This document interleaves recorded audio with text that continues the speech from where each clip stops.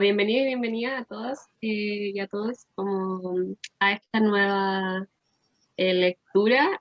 Volvimos después de 3 semanas, nuestra primera lectura de esta como segunda temporada que nosotros le quisimos poner. Eh, bueno, somos Camila, Daniela y Ninoska, somos psicólogas y lectoras. Nos gusta el feminismo, nos consideramos feministas, por lo tanto, en general los análisis y lecturas que hacemos es en torno al feminismo y lo político. Nos gusta discutir los libros que leemos, pero también analizarlos, analizar también las temáticas, ¿no? Como lo social, lo político que hay en ellas. Entonces, bueno, el día de hoy tenemos un libro muy interesante de una autora chilena que lo va a comentar la Coca la Camino.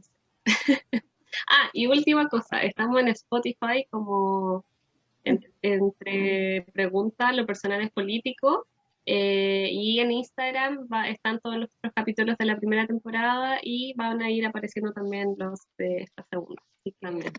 Gracias por el pase, Daniela. Pase bueno. Bueno, sí, el libro que vamos a comentar hoy, de la escritora chilena Isabel Allende, El cuaderno de Maya. De ahí la Cami nos va a explicar más detalles del libro. Yo les voy a hablar de la escritora. Nació en Perú en el 42, en Perú porque su padre, que era primo de Salvador Allende, y que no es la misma que la Isabel Allende senadora, pero que sí presta para confusión, son primas, son familiares, y se llaman igual. La Isabel Allende, escritora, nació allá porque su padre, primo Salvador Allende, era diplomático. Tiene una trayectoria en la literatura tanto como escritora como periodista.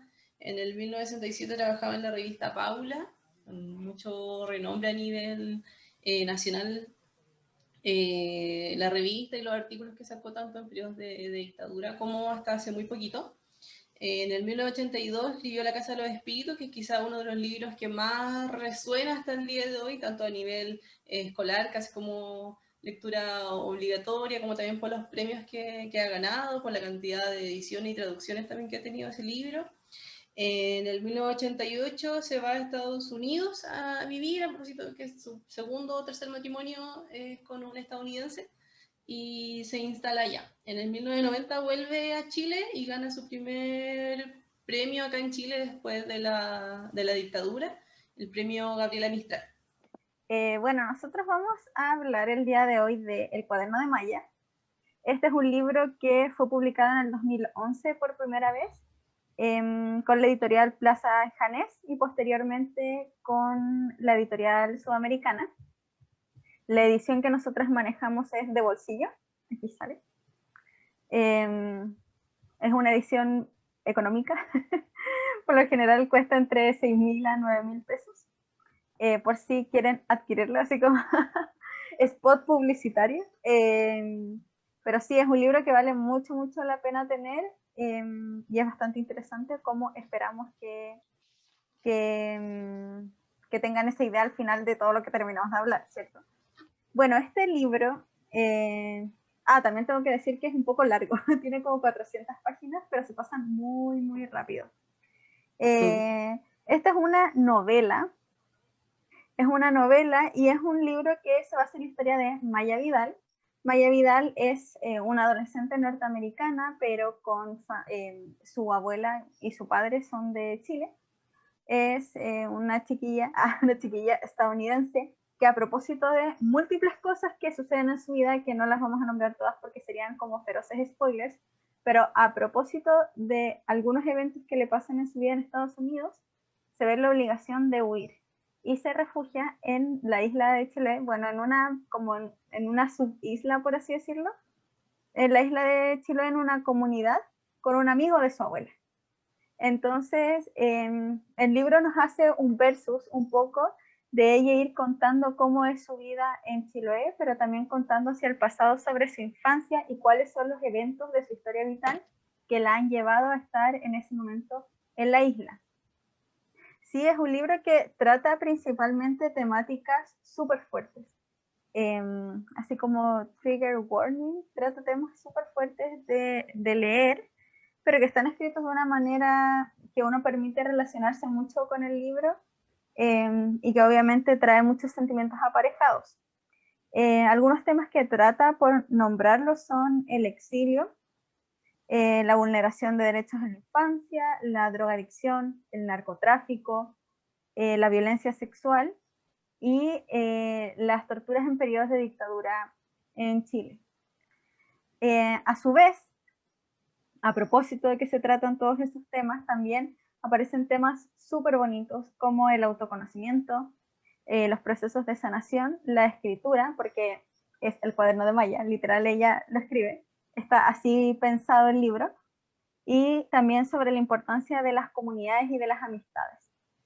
Así que de eso se trata más o menos el cuaderno de Maya, y esperamos que tengan la oportunidad de leerlo, y si no, ahora plantearemos algunos temas y nos unimos al debate.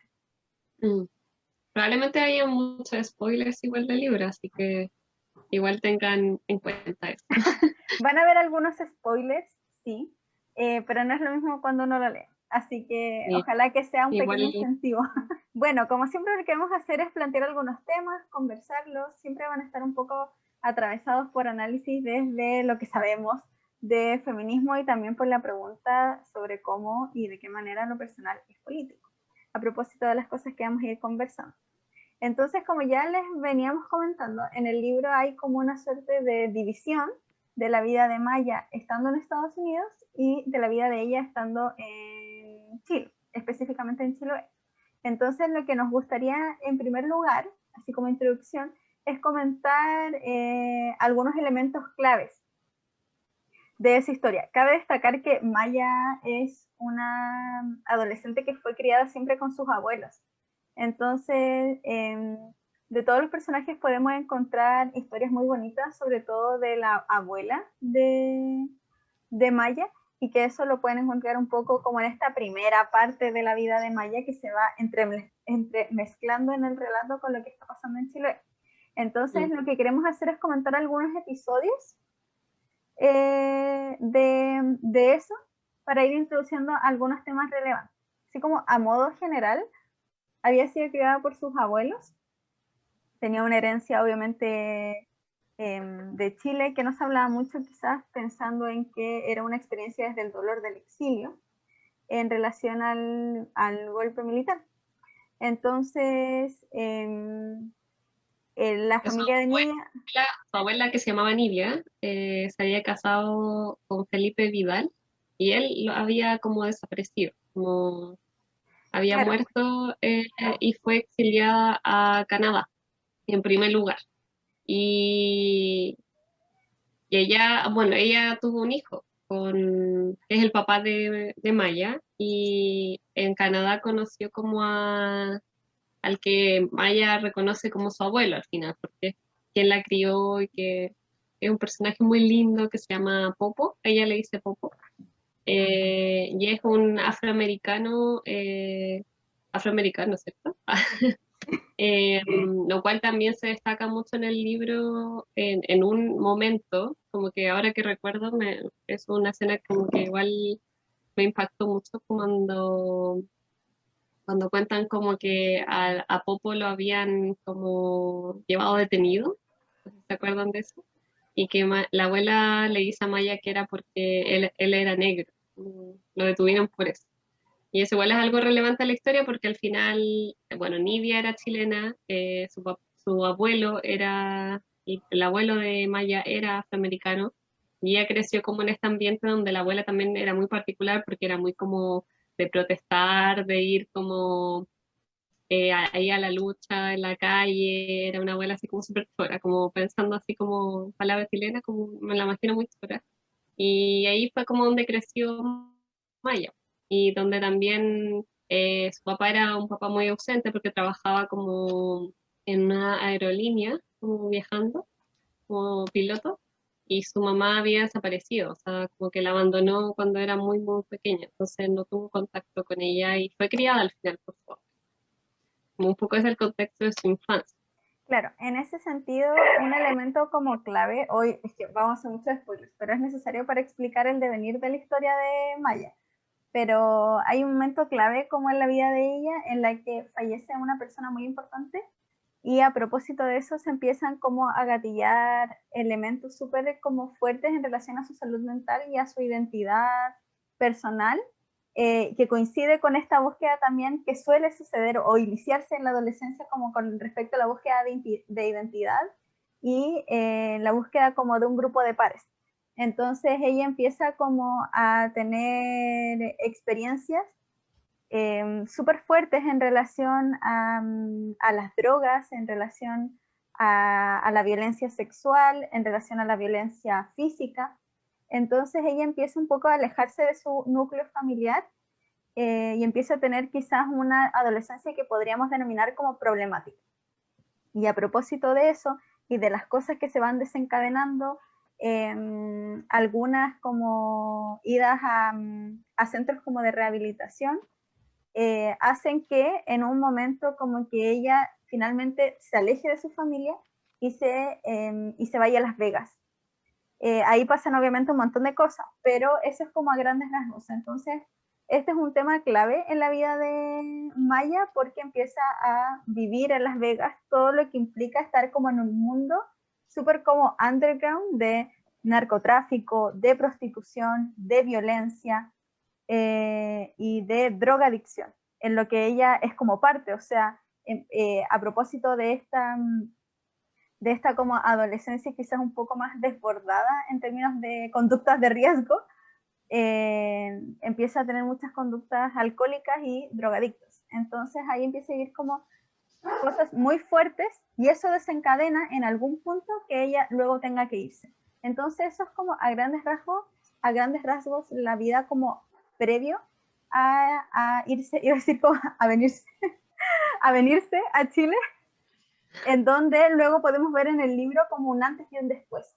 Y ese es uno de los elementos que queremos hacer, como hacer un análisis comparativo entre ese antes y un después, pensando en cómo el contexto influye en quiénes somos, en las cosas que hacemos y también en cómo los fenómenos pueden ser diferentes en diversos lugares. Lo que iba a decir antes de que tú te vayas en el tema de las infancias y todo esto, como que quería como contar un poco mis sensaciones, como cuando leía estos dos mundos muy, muy, muy diferentes de Maya en Las Vegas, con este como mundo de carrete, no que ella carreteara, sino como el mundo del casino, donde había mucho alcohol, mucha droga, como decíamos, el narcotráfico, muchos jóvenes consumiendo no solo marihuana, que podría ser algo como a lo mejor hasta común hoy en día, sino que era heroína y de una manera como tan, o sea, eran adictos, no era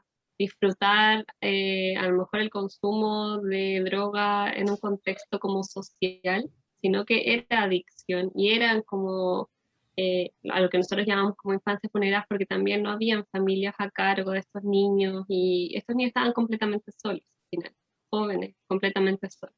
Entonces, como que era, no sé, mi sensación como al leer todas Las Vegas era muy como, eran mis partes favoritas de leer, debo admitirla, como que era lo que más me gustaba, como que yo decía, hey, llegó a esta parte, porque, bueno, en el texto, o sea, en el libro como que va contando Las Vegas, luego vuelve a Chiloé, luego cuenta Las Vegas, Chiloé y así.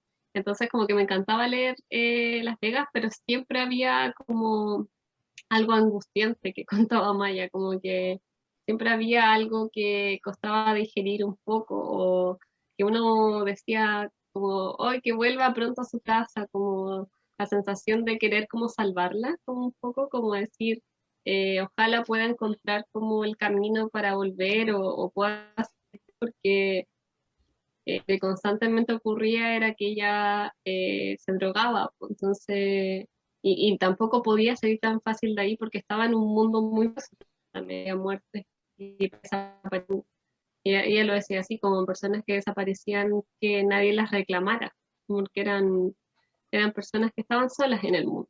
Y cuando pasaba lo de Chiloé, esto era como todo tranquilo, como el tecito, como la estufa, la comunidad, eh, el descubrir sí misma desde otra perspectiva y otro tiempo. Yo siento que el tiempo en Chiloé esa era mi sensación al leerlo, era como un tiempo lento, como un tiempo que tú podías digerir.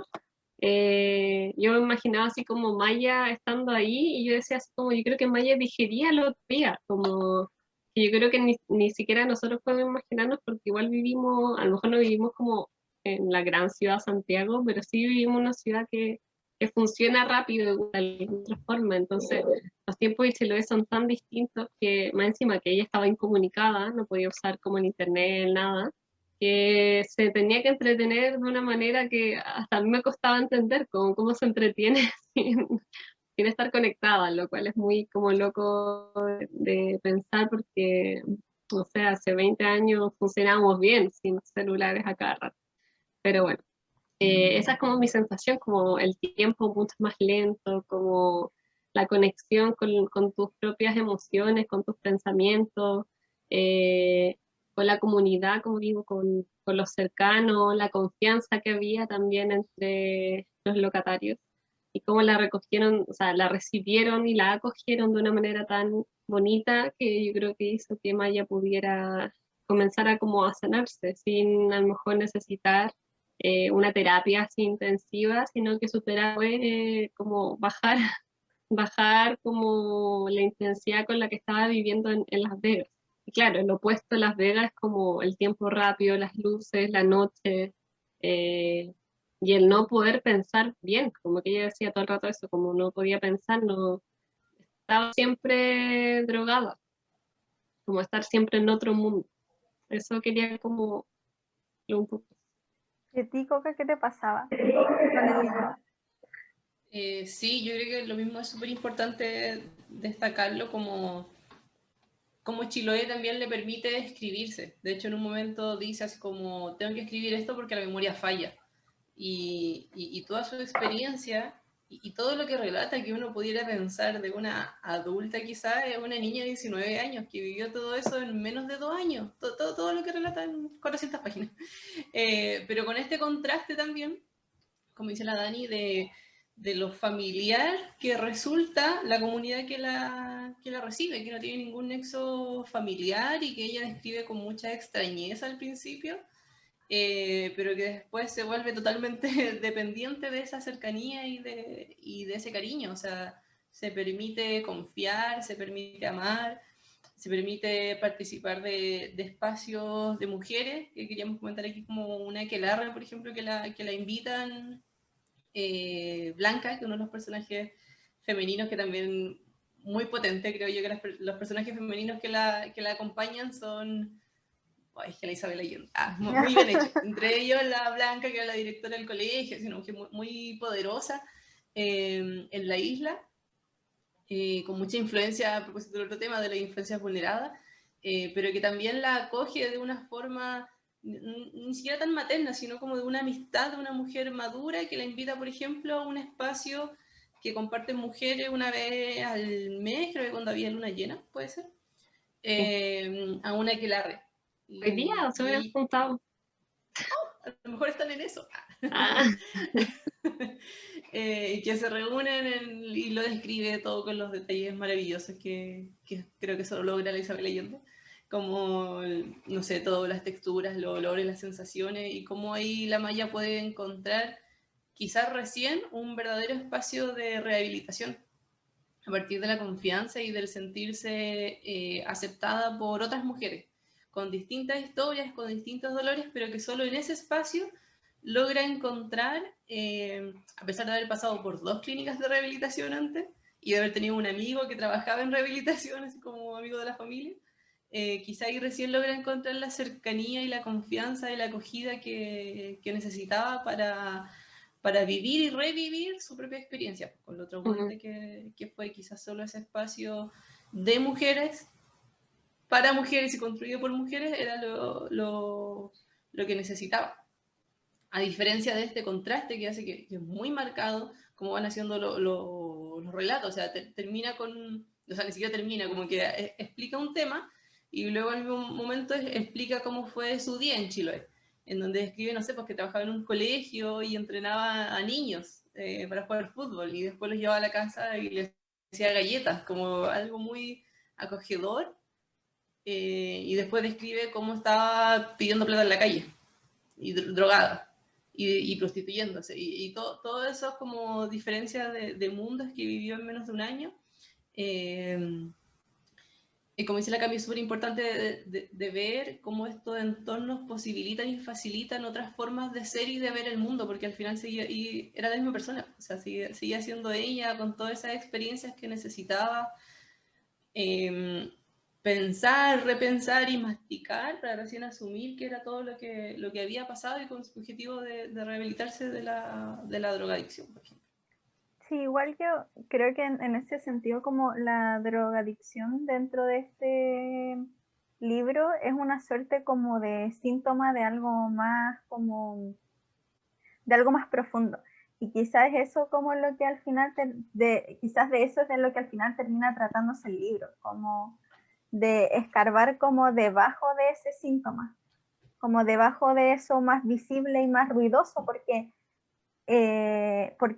cuando ella relata los episodios en Las Vegas es como que hasta dan ganas como de leerlo rápido, como que hay como angustia y hay ruido, como que lo inunda. Y luego en Chiloé existe esa posibilidad como de mirar como más allá de eso más superficial y poder como sanar todo aquello que subyace a eso que estuvo tapándolo tanto tiempo.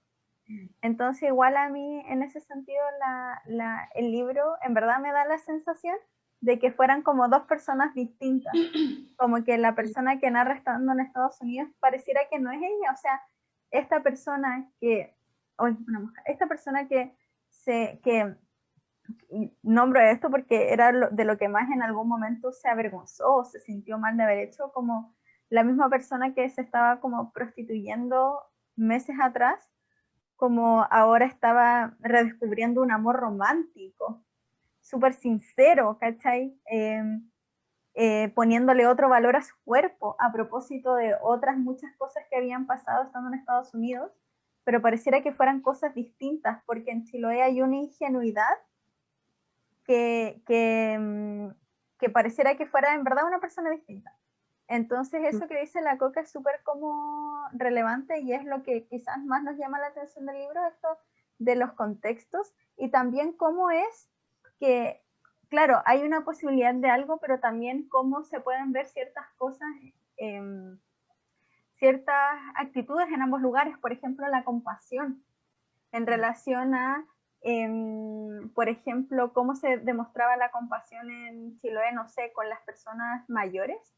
De hecho, había como una señora que era muy, muy anciana, muy longeva, y habían ciertas actitudes de compasión como en ese sentido que tenían que ver, por ejemplo, con la ayuda mutua, con los trueques, ¿cierto?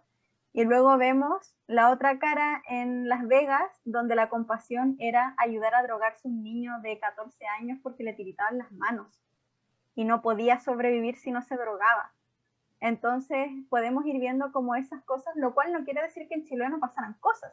Y de hecho, por eso es que queremos hacer el contraste en relación a la infancia vulnerada, porque podemos vernos en ambos contextos y que nos hacen y que nos permiten ver que sí, los contextos son importantes, pero también es importante qué se hace en esos contextos, qué es lo que sucede en ellos, porque al final también ese contexto son personas.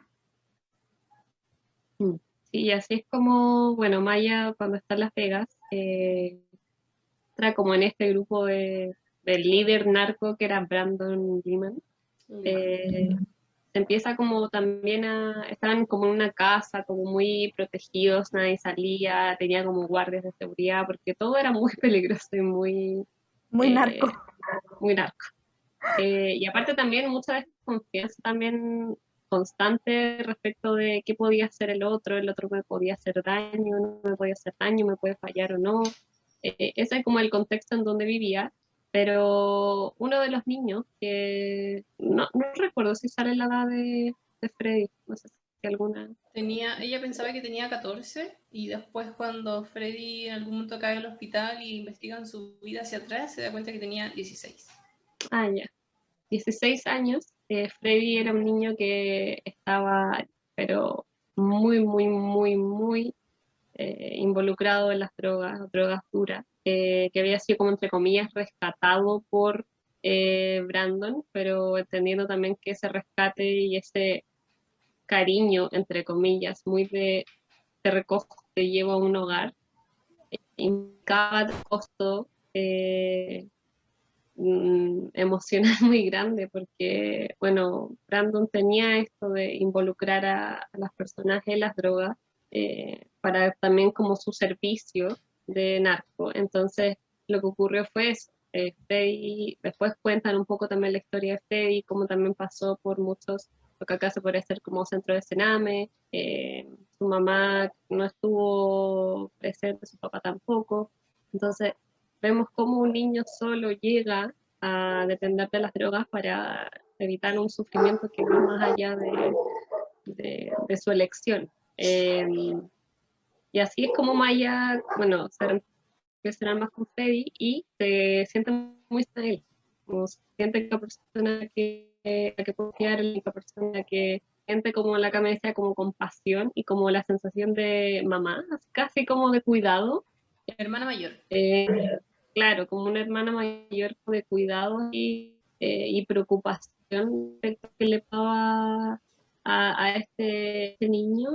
Y bueno, esa parte igual también es bien dura porque nos hace pensar que eso también ocurre acá, de que, y que también ocurre en las noticias constantemente, yo creo, como desde una mirada bastante negativa y bastante... eh, no sé cómo decirlo, como bien enjuiciadora, cuando vemos a niños robar, cuando vemos a niños que están en las drogas y que pueden cometer ciertos delitos, cómo al final se les cataloga y se les pone una etiqueta de delincuentes, por ejemplo, pero creo que también no hay que olvidar que detrás de eso, de esa historia también hay una infancia vulnerada y no son niños que no fueron vulnerados, como en esta división que se tiende a hacer ahora con la separación de lo que son niños como infractores de ley, por ejemplo, o niños que han sido vulnerados, para mí los dos han sido vulnerados, solo que a lo mejor unos no han pasado por eh, situaciones más complejas en relación a la justicia, pero sí es importante pensar lo que no quita a lo mejor, no quiero con esto decir ellos no deberían ser juzgados de la ley, yo creo que eso es algo a conversarse, pero sí creo que es importante que no olvidemos esto detrás, de que cómo cuidemos a la infancia para que no lleguen a eso, que no es porque sí. Vale, perdón.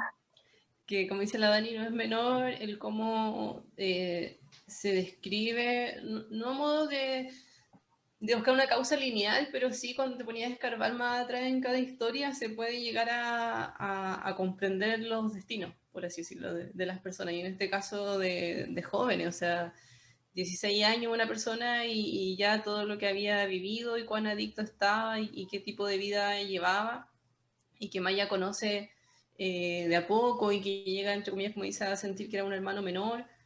Después como intenta, entre comillas, cuidarlo, rescatarlo de muchas cosas, como él también le tiende la mano a ella en esto de que están constantemente sobreviviendo también en el entorno tan violento que estaban. Pero de nuevo, en este contraste, como esta historia quizás suena, obvio, muy, muy común, muy de ciudad, quizás hablando solo a nivel de drogadicción, pero también como la vulneración de la infancia ocurre dentro de las casas también y no necesariamente es tan sabido a propósito de la estadía o no en las instituciones legales que amparan la infancia, como vendría siendo Sename en Chile. Por ejemplo, cuando Maya se involucra en el colegio de esta isla de Chiloé, y se hace muy amiga, que también lo describe como un hermano menor de Juanito Corrales, y luego empieza a conocer la historia de la familia Corrales, una historia llena de abuso de parte del padre hacia una hija, por ejemplo, y que después nace, a propósito de ese abuso, Juanito, como después otra hija de esa familia también se sabe que es abusada y el tratamiento que se le hace a esa información en el pueblo también es súper terrible y crudo porque no se habla. Y no se habla desde la vergüenza de esa familia que se encierra un poco porque sabe que afuera estaban hablando de eso, pero también el resto, más allá de acudir a la urgencia médica en ese momento, no hace nada más. Y dicen como, pero es que la familia tiene que denunciar y recién habría un proceso legal. Y de nuevo lo que dice la Dani, así como sociedad y como Estado podemos estar fallando es en eso tan básico que es hacer algo por. Uno de esos es hablar de las infancias vulneradas, no solo en la esfera de la sexualidad, sino en todos De los hecho, ámbitos. tenía Porque... 12 años, la niña que había quedado embarazada y había tenido como un aborto que nadie sabía mucho cómo había sido. Y que en el hospital buscan la causa del aborto para enjuiciar a la niña y a la familia, ¿cachai? Claro. No la causa de la gestación, sino si indujeron o no el aborto, porque eso es ilegal en Chile, ¿cachai? Entonces, el tratamiento de temas que hoy podemos estar discutiendo como a nivel legal, a nivel teórico, son cosas que personas viven a diario. ¿Cachai? O sea, no son experiencias que ahora lo vemos en un libro de fantasía y quizás de ahí el poder leer, el poder disfrutar o no de estos temas tiene un sabor distinto. ¿Cachai? Pero hay personas que en este momento están sufriendo eso en carne y hueso y la pregunta es ¿qué se hace con eso, con esa información? ¿Qué hago yo en mi día a día por detener o cambiar un poquito esto para no solo para los niños, sino para mujeres también que viven en esos contextos? Por ejemplo, la familia Corrales, que describen, juician mucho a la madre. Y la Maya hace ese metaanálisis después, dice que sí, pues cuando supo lo de la Azucena, la niña que abortó, lo primero que hizo fue pensar en la madre, en cómo lo permitió. Después, en otra conversación, en otras vueltas, creo que alguien le explica así como, pero ella también es una persona violentada, también es víctima, ¿sí? De la misma persona.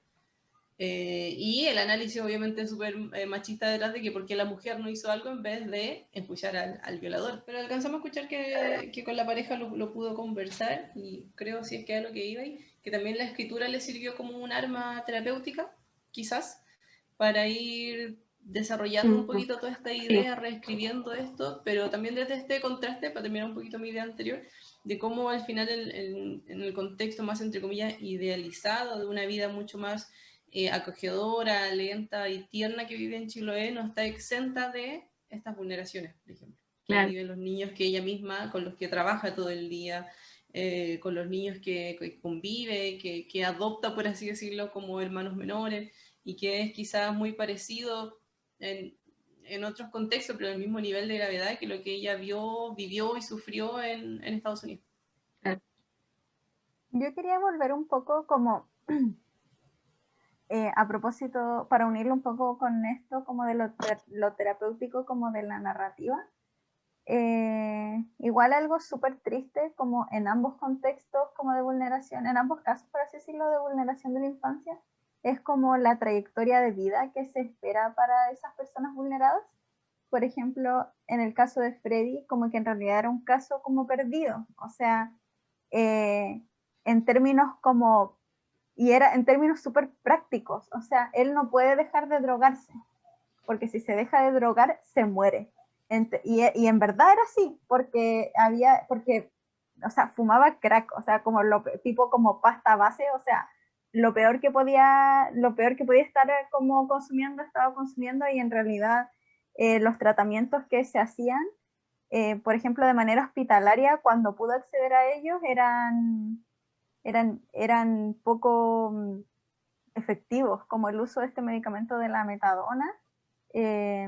Entonces ahí podíamos ver como Maya también como que filtraba heroína al hospital para poder ponerle heroína, porque en realidad como que no iba a pasar los días. Bueno, y a propósito que él cae en el hospital por una pelea callejera. Entonces en ese sentido creo que es súper como... Y obviamente Brandon Lehman, que era la única persona que entre comillas, muy entre comillas, le había tendido la mano, quizás de la única forma en la que un criminal como él comprendía que podía tender la mano, que era como dándole las drogas que necesitaba sin cobrarle, porque a casi todas las personas a las que él él se aprovechaba de estas personas que estaban como desesperadas, que no podía pagarles porque luego las vendía a redes de prostitución. Entonces, entre comillas, como que sí que estaba siendo compasivo dentro de lo que él comprendía como compasión. Y ese era el adulto que estaba con él y que él lo daba por perdido. O sea, este niño no va a llegar hasta cierta edad. Y le tenía cariño y todo, pero en verdad era un caso perdido. Hasta que puede toparse con otros adultos que sí apuestan como por una existencia mejor para él. Y que se atreven, por así decirlo, a ayudarlo y a desintoxicarlo y que tuviera una vida un poco más como lejos de ese mundo. Y fue por haberse topado con otros tipos de adultos que estaban como en su vida. Y ahora como pasando al caso como de esta familia de abusos e incesto, como no sé si incesto colabora, en realidad es abuso, porque hasta el incesto es consentido. Eh, como en estas historias como de abuso en la familia Corrales, claro, también hay como una trayectoria de vida que se espera para estas niñas abusadas y para estas niñas abusadas. O sea, más encima el spoiler, el tipo que las abusa se muere de una weá, o sea, sufriendo súper poco, se suicida. Entonces, como, a ver, no digo que una persona que se suicide no sufra, pero como que te dan ganas de que el gallo como que sufra mucho porque ha hecho cosas súper feas y a su familia y no es enjuiciado ni siquiera socialmente. Entonces, ahí salió todo mi, mi rencor. Pero claro, ahí podemos ver cómo se espera ciertas trayectorias de ellas. Entonces ellas lo saben y se van lejos. O sea, el Juanito Corrales no conocía a su mamá, se había ido a trabajar lejos, como que se asume que la otra niña la Azucena iba a tener que estar encerrada mucho tiempo, por la vergüenza, por el enjuiciamiento social. Entonces, también hay una cierta como que es un poco más pasiva, por así decirlo, en el caso de Chiloé, que es como no hablar de esto, que también es una vulneración porque es no hacer nada al respecto. Y es terrible porque uno podría pensar que quizás el caso de Freddy podría, no sé, considerarse como más vulnerable todavía, pero porque es más ruidoso solamente. Al menos eso es como lo que yo siento, solo porque parece más terrible, porque se habla más de la drogadicción, porque se habla más del narcotráfico, de los niños pobres, que más encima él tenía rasgos latinos, como en Estados Unidos. Y porque en cierta medida es un poco más visible, a pesar de que los barrios igual están segregados y eso no pasa en todas las calles, la drogadicción igual es visible, a diferencia del abuso sexual familiar. Claro, entonces como uno podría tender a pensar que habría más vulneración en Las Vegas que en Chiloé, pero no es así. Entonces, creo importante esto como de cómo los adultos también gestionan estas situaciones de vulneración y cómo también ayudan a encauzar como una trayectoria de vida no preestablecida para esos niños. Y creo que en ese sentido, conectando un poco con la historia como de Maya, es importante la narrativa que uno hace de su vida. Pues. Y en principio, en la infancia la narrativa está puesta por alguien más y en muchos casos es determinante. Entonces, claro, el caso de Maya es un caso como airoso, por así decirlo, que ella logra como sentirse mejor a pesar de todas las cicatrices que ella siente y dice que lleva, pero y todas las otras, como las otras personas que no eran protagonistas del libro, pero que salen ahí, que eran vendidas a trata de blancas o que eran que las violaban en la calle y nadie hacía nada. De hecho, ella en un momento presenció una violación, tampoco hizo nada. Y ella se sintió culpable por no haber hecho nada, pero ella estaba en su propia sobrevivencia también.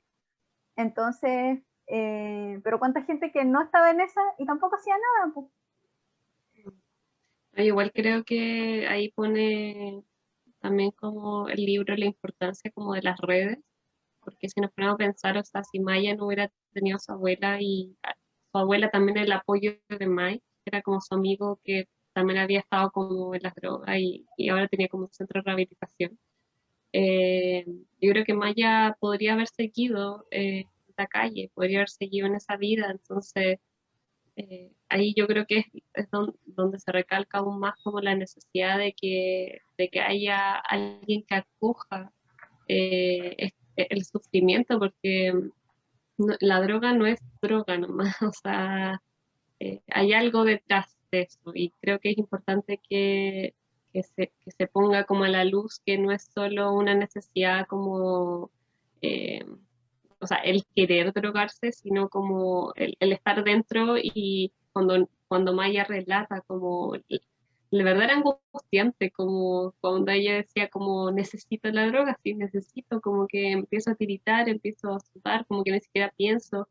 eh, o sea, también estuvo en un como centro de acogida, como donde le dieron comida, no recuerdo si por 1 o 2 días, como muy, muy pasajero, pero ya necesitaba como eh, comer, necesitaba como un descanso, que ella llevaba todos los días así como en la calle, buscando de dónde sacar plata para seguir drogándose y lo que ella también hace, y después que se arrepiente hasta el momento en que ya está Chiloé narrando estas situaciones, que le roba $5 a una mamá que estaba con su hijo en este como hogar temporal, eh, y decía así como, siento que hice algo pésimo, porque esta persona probablemente le iba a dar a su hijo para comer y yo lo estoy usando en la droga, o sea, literalmente llegó un punto en que ella perdió como totalmente los límites de qué puedo hacer y no hacer, como cuáles son al final mis límites de no sé, como de responsabilidad con el otro, de cariño hacia el otro, de respeto hacia el otro, porque a lo mejor era alguien que no conocía, pero igual hay un cierto límite de uno decir, ok, esto no lo hago, esto no lo hago, o sea, ella perdió literalmente la noción de qué era lo correcto y lo incorrecto para sí misma. Y yo creo que llegó un punto en que Maya no sabía ni siquiera quién era. Y bueno, también en Chiloé ella decía, como tampoco sé quién soy ahora, y Manuel, que era la persona que la acogió, que era amigo de su abuela, le dice, yo tampoco lo sé, como él tenía como 70 y tantos años, pero lo estoy como descubriendo, como también súper bonito, no lo hemos tocado, pero como la historia que se genera entre ellos, eh, como este hombre tan cerrado y tan como frío, eh, como súper mañoso también como en su forma de ser, como un carácter muy ermitaño, como también acepta como a esta niña que era súper como curiosa, o esta joven súper curiosa, que quería saber mucho de él, que quería como involucrarse mucho más en su vida y cómo se fueron adaptando también como una convivencia que les fuera como a ambos eh, como tranquilizante, porque Maya igual lo sacaba un poco de quicio, pero cómo se fueron adaptando como un ritmo de vida que les fuera haciendo bien a los dos y cómo el cariño también aumentó y como súper bonito también esa historia que está con Manuel, que bueno, no sé si es decir, pero mejor dejémoslo ahí, que también sea una revelación en torno a Manuel. Eh, y eso, como también, bueno, Manuel también era una figura súper importante para relatar el tema del exilio, ya que él había sido exiliado a Australia, si no me equivoco, pero vivió las violencias del Estado cuando fue la dictadura.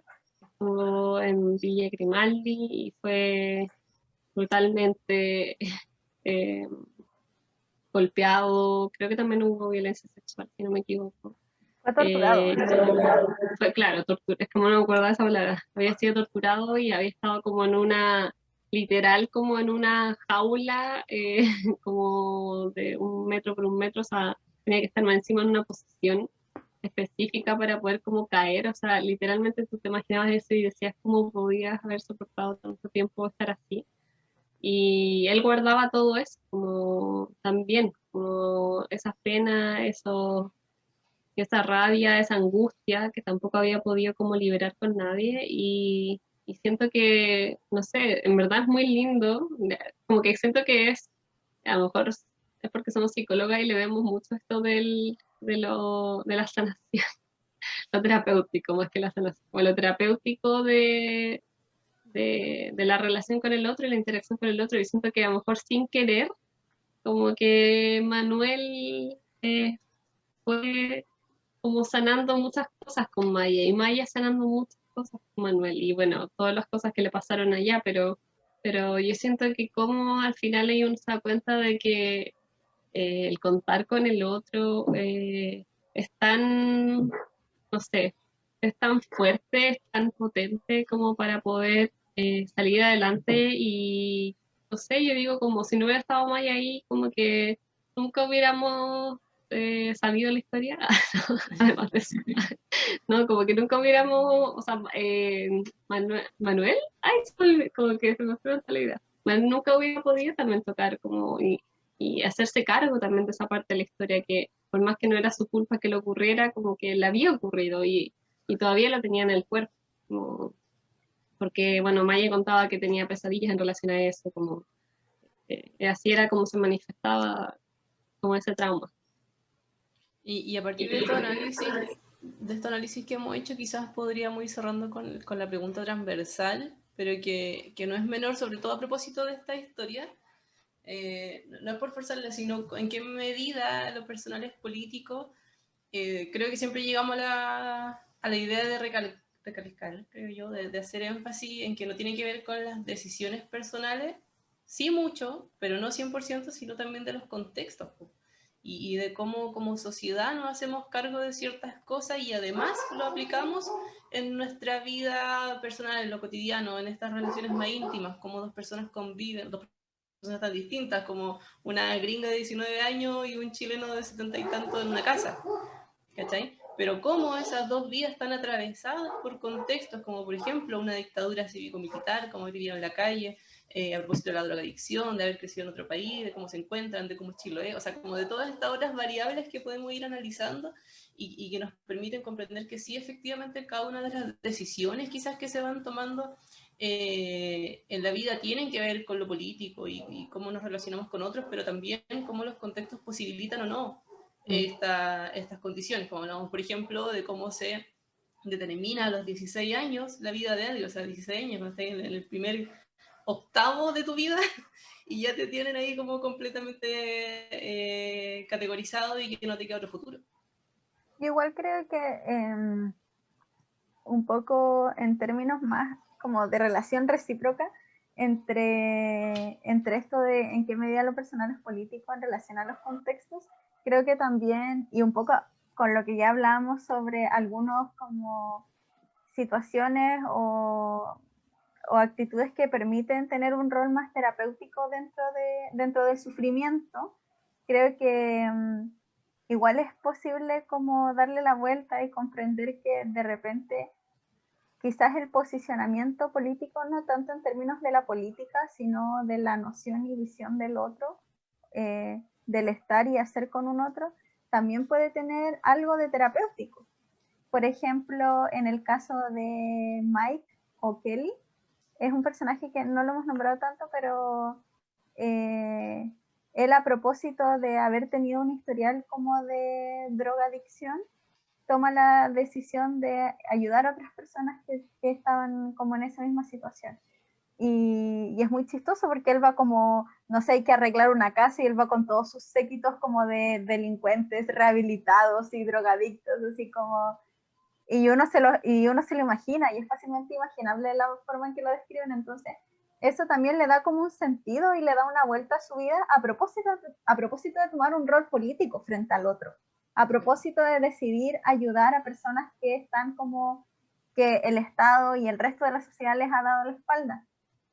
De la misma manera que la Nidia y que por la Nidia, la Nini, la abuela de Maya, y que por eso también se hacen súper amigos con este, iba a decir con este cabro, con este señor, porque ella no era para nada en Chile como era en Estados Unidos. O sea, ella en Estados Unidos era una persona que en marcha que había, como marcha a la que iba, ella era defensora de todas las luchas sociales,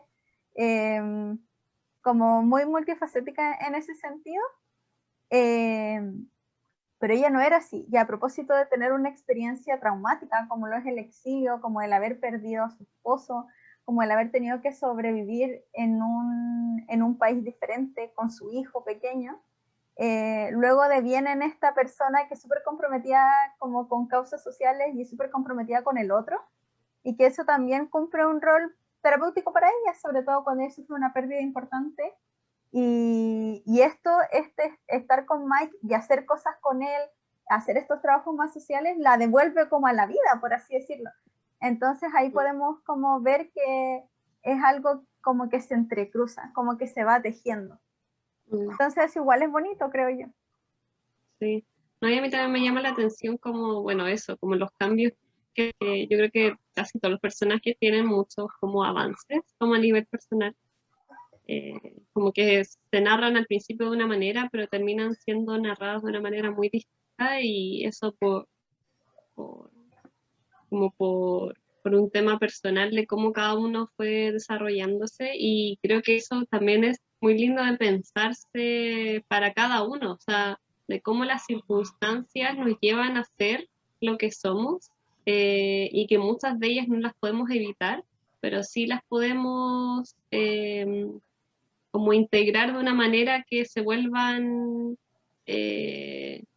como un hecho que, no sé cómo decirlo, es como lo integramos, y no decimos a lo mejor, ay, fue súper bonito, como no, decir a lo mejor esto fue un momento muy difícil, pero me hace parte de lo que soy ahora, que a lo mejor ahora, no sé, lo reflexiono de otra manera, a lo mejor esto no lo volvería a hacer, pero creo que esta historia como que muestra eso, como cómo aceptar lo que nos ocurre en nuestra historia, que como digo, muchas veces no, o sea, ya partiendo del nacer no lo elegimos, como nuestros papás no lo elegimos, o sea, como esas historias que nos marcan y que no decidimos, también podemos hacernos actores activos de esa historia, y no dejarnos como aplastar por las malas situaciones, sino más bien transformarlas a nuestro favor. Creo que eso es como un aprendizaje que en verdad me deja este libro, como la posibilidad de trascender a algo mejor. Como, y a lo mejor no, insisto, no desde esta mirada como tan, ay, lo positivo, como la vida es hermosa, sino más bien como desde decir, hoy esta situación me hizo más madura, me hizo mirar esto diferente, me hizo crecer, me hizo, en Maya, como la Cami decía, o sea, esto como la relación con el cuerpo, de cómo ella comienza después a sentir cariño por alguien, y a compartir su cuerpo de una manera diferente a como lo hacía cuando se prostituía para obtener droga. O sea, eso es, pero wow, como un aprendizaje muy, muy grande para él. Y eso es como algo que siento que me deja el libro, como la posibilidad de ser otras personas también. Se cortó el envío. ¿Había alguien viendo? Sí. Habían ¿Cuántas? 5 personas. Ah, entonces ¿crees que amerita volver a transmitir? ¿Para cerrar? Es que igual estamos como cerrando, por eso pregunto. Sí, estamos cerrando. No lo Yo sé. creo que cerramos. Chao. Ah. No, o sea, pero yo creo que igual hay que cerrarlo, porque igual hay... Ya, eso preguntábamos. Ya. Sí, Es que como no sé cuántas sí, habían. para decir que vamos a hacer la próxima, o sea, en 3 semanas más lo otro, Yo. y que gracias por... Siento que el día como que estábamos muy así, no sabemos cómo partir, no sé cómo hacerlo, pero bueno, démosle. Ay, no, Quedé muy chistosa pegada.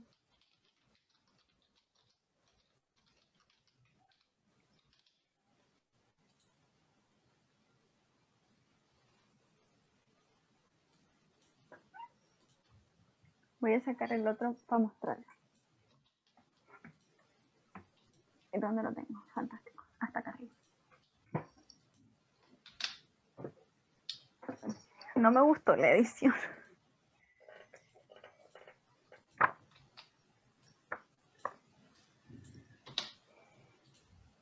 Está bien fea.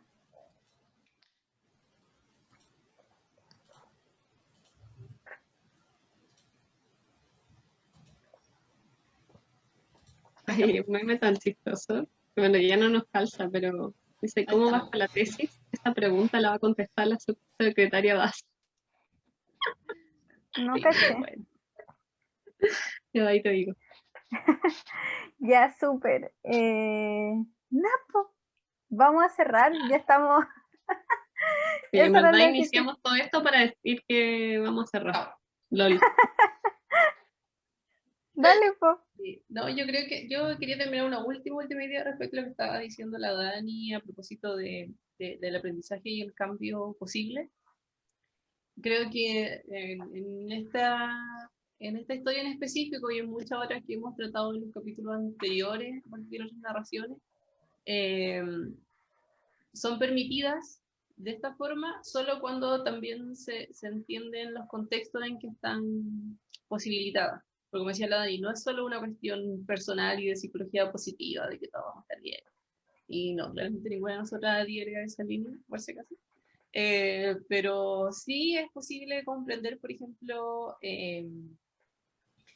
la incorporación de una historia de abuso, por ejemplo, en las mujeres, siempre y cuando se comprenda, por ejemplo, que es la víctima y no es la culpable. Siempre y cuando haya un entorno lo suficientemente acogedor para vivir esa experiencia, por ejemplo, y todo esto otros a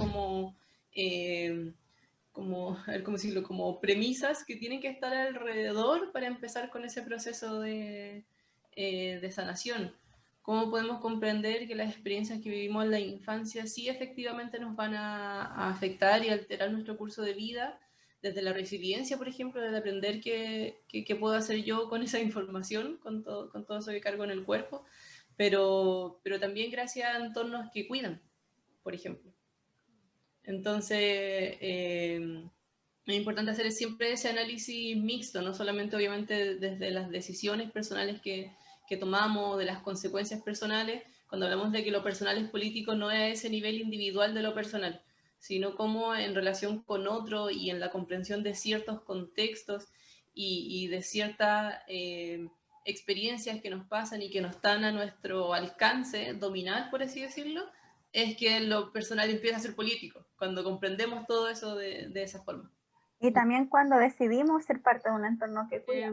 Que siento que es súper relevante lo que ustedes estaban terminando como de decir, que además en un mundo tan individualizado, como que yo siento que es súper revolucionario cuidarnos, hacer alianza, que el otro entre a tu vida y permitas que te influya, como yo siento que vivimos en una sociedad en que estamos todo el rato con miedo al otro.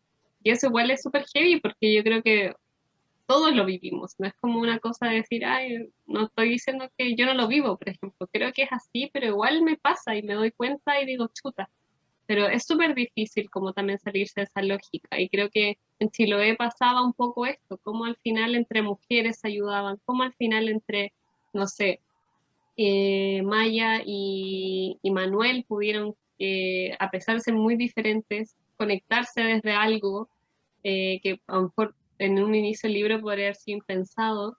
Entonces, como al final necesitar al otro también es súper revolucionario, y como agachar a veces el moño y decir necesito del otro, como siempre que vivimos en una sociedad en que todo el rato estamos como luchando para no necesitar a los demás y hacer las cosas solo y la motivación individual, pero creo que es súper importante también decir, puta, no siempre no las podemos y en ese sentido también creo que el libro invita a eso, como a de cómo los otros son tan relevantes para salir adelante, que es importante dejar un espacio para ellos. Bueno, la Cerrar próxima si quieres. semana, no, la próxima semana nada que ver, en 3 semanas más, que ahora estamos cada 3 semanas transmitiendo, vamos a leer el libro 50 sombras de Freud, de Constanza Michelson. Ah, lo tenía ahora, te llegó.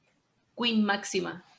Nosotras la amamos, así que Sí. sabemos que va a ser un libro bueno y una transmisión muy, muy, muy entretenida probablemente. Los invitamos a que puedan leerlo. No hemos encontrado un link en internet, así que no podemos como pasárselo, pero sí, si pueden conseguirlo, si pueden comprarlo. ¿Cuándo En hemos verdad hecho no se van a eso? arrepentir. Es muy, muy, muy entretenido. Y eso, nos vemos. Esta transmisión va a estar en Instagram en la semana, yo creo, y en Spotify también unos días, así que por si quieren reescucharlo o por si quieren decirle a alguien que lo haga, están esas dos plataformas. Por Y eso, supuesto, muchas gracias a quienes escucharon hoy día. también va a estar pronto el calendario de todos los próximos libros, a pesar de que ya hay hartas publicaciones, una publicación que tiene las próximas lecturas, pero para que se vayan adelantando si es que quieren participar. La invitación siempre está abierta, si es que quieren proponer también más libros, producciones culturales, etcétera, aquí vamos a estar. Y muchas gracias, Y si chiquillas. quiere Lo alguien pasé muy unirse bien. a la llamada. Por Sí, supuesto. también. A la llama. Nos vimos.